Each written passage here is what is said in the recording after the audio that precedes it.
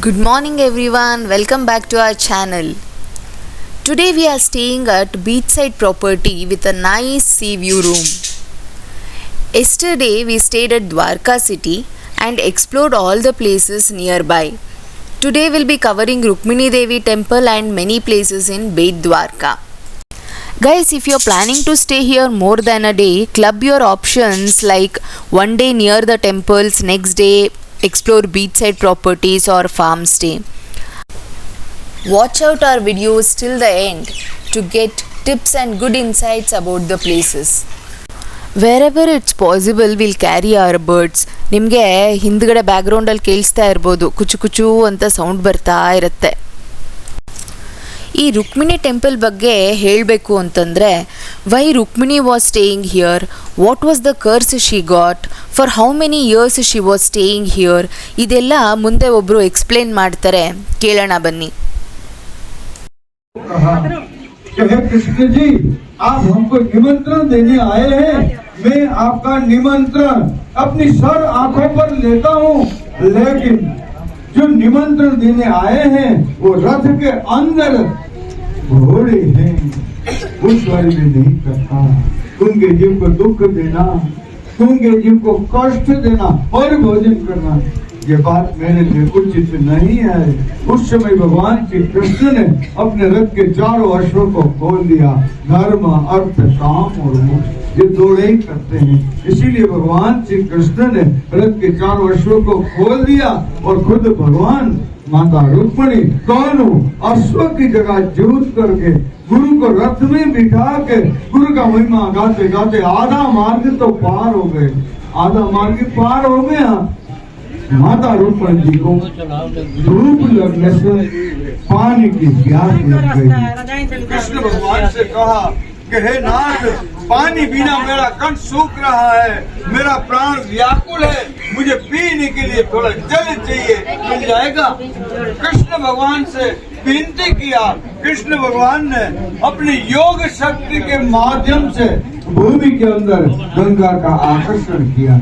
बायां पैर का अंगूठा भूमि में दबाया, चरण गंगा निर्माण हुए. पानी पिया, प्यास बुझ गई.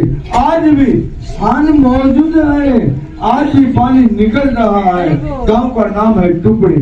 रुक्मिणी जी ने पानी पिया, लेकिन छोटी सी भूल हो गई. साथ में पीछे बैठे हुए दुर्वासा ऋषि, उनको पानी अर्पण करना चाहिए, गुरुदेव की आज्ञा लेनी चाहिए. बाद में रुक्मिणी जी को जल पीना चाहिए. उस समय धर्म की मर्यादा थी. ये बात रुक्मिणी जी की भाग्यवशात धूप की वजह से, परिश्रम की वजह से भूल गए. बिना आज्ञा पानी पिया.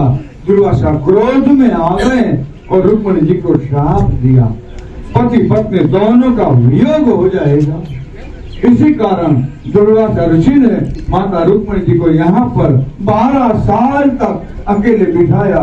कठोर भक्ति किया हुआ भूल प्रायश्चित दंड करना पड़ेगा. माता जी ने 12 साल तक कृष्ण का मुंह देखा नहीं, भक्ति किया. वो स्थली पर आज आप अपना यात्रा पूर्ण करने आए. दुर्वासा ने क्रोध में कृष्ण भगवान को कहा कि हे कृष्ण जी, आपकी सोने की नगरी है, वो ऐसे की ऐसी रहेगी. वो बिल्डिंग के पास में जो झंडा दिखाई पड़ता है वो द्वारकाधीश जी का शिखर है. कृष्ण को कहा आपकी सोने की नगरी ऐसे की ऐसी रहेगी, सब कुछ मिलेगा, आप आपके भक्त जो मांगेंगे मिल जाएगा, लेकिन भूमि के ऊपर आपकी सोने की नगरी, तो उनमें पानी मेरे श्राप से खारा रहे. ये कारण चारों ओर खारा ही खारा जाए. कहीं आपने सुना है नदी कभी खारा नहीं होता है? वो माँ का स्वरूप दिया है अपने शास्त्र में नदी, लेकिन गोमती महारानी बह रहे हैं, स्वरूप खारा. भूमि पर दुर्वासा के श्राप से चारों ओर खारा ही खारा जल है और बीच में माँ रुक्मिणी जी विराजमान है. ये भूमि के ऊपर अपने अपने पितरों को याद करना. परिवार में जो गुजर गए हैं उनमें किसी को द्वारका धाम मिला है, किसी को द्वारका धाम नहीं मिला, किसी की मन की मान में रह गई है, यहाँ तक नहीं आ पाए और कोरोना काल आया, कितने जीव चले गए. वो जीव की शांति, परिवार की शांति के लिए ये भूमि पर अपने पितरों को याद करना। पितरों को आपके पास से कुछ नहीं चाहिए, वो सब छोड़ के गए, दे के गए। उनको चाहिए तो केवल उनको इतनी आस है कि तीर्थ करने आएंगे, मुझे कोई न कोई जल तो पिलाएगा। इसी कारण ये भूमि पर दुर्वासा ने जल दान देने का महत्व बताया। जल दान यहाँ नहीं मिलता है मीठा पानी, 20 किलोमीटर दूर से टैंकर के माध्यम से मीठा पानी यहाँ मंगा करके माँ रुक्मणी के नाम पर वहाँ प्याव चल रहा है। वो प्याव एक नहीं है, गाय, मानव, पशु, पक्षी, यात्री, जति, जोगी और सती जो भी आए वो सबको जल प्रसाद अवश्य देना भूमि पर। आज एकादशी जैसा बड़ा दिन है, किसी भक्त को, किसी यात्री को मन लगे कि हम एकादशी के दिन, बड़े दिन में हम आए हैं, हमें अपने पितरों की शांति के लिए भूमि पर पानी पिलाना है, तो एक दिन का जलदान का 1000 रुपया खर्चा लगता है। 20 किलोमीटर दूर से जो पानी आता है उनका खर्च लगता है। कोई आधा दिन पानी पिलाने का मन करे तो उनको 500 रुपया खर्च लगता है। गरीब से गरीब आदमी आए, कहें कि महाराज जी खाली हाथ नहीं जाना, एकादशी का बड़ा मौका हमको मिला है, गरीब आदमी है, 21 घड़ा जलदान की भेंट हमारे स्वीकार हो, तो उनको भी 200 रुपया खर्च लगता। उनका प्रसाद, कुमकुम और आशीर्वाद ले जाने का महिमा है। कोई चीज फर्जियात रूप में है नहीं कि आप यहाँ आए, कथा सुना, पैसा देना पड़ेगा। पैसे आपकी जेब में है, चित्र आपके हृदय में और माँ मंदिर में है। हो सके तो दान करना, नहीं हो सके तो 2 हाथ जोड़ो। पहले सब लोग 2 हाथ जोड़ो, अपने पितरों की और अपने नारायण की प्रार्थना करना है। नारायण की प्रार्थना करो, नारायण सबको मोक्ष करेगा।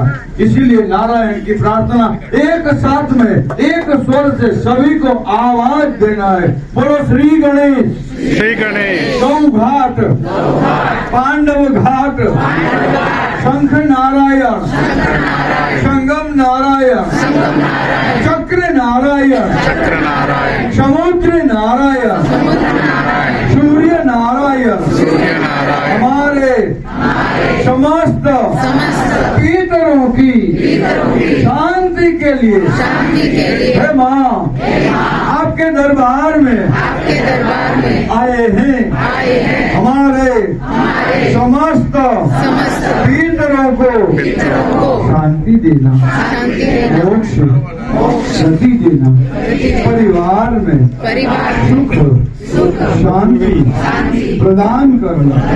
जैसी मनोकामना सुदामा जी की, मीराबाई की आपने पूरी किया है, हमारे परिवार की मंगल यात्रा पूर्ण करना। हे माँ आपके चरण कमल की भक्ति देना और हमें राजी खुशी अपने घर पहुंचाना। एक बात है कि आपके लिए है कि रुक्मणी जी ने कृष्ण को पत्र लिखा था 5000 साल पहले। वो पत्र किसी को चाहिए, वो काउंटर से मिलेगा, किस काम में आएगा? परिवार के अंदर जवान लड़के लड़की हो जाते हैं, शादी होती नहीं है, बात आती है, बात रुकावट में रुक जाती है, तो वो समस्या परिवार के ऊपर होती है। उसका समाधान वो पत्र है। रुक्मणी जी ने कृष्ण को लिखा था, वो पत्र चाहिए तो पत्र वहाँ से ले लेना, परिवार के लिए लेना, रख नहीं देना।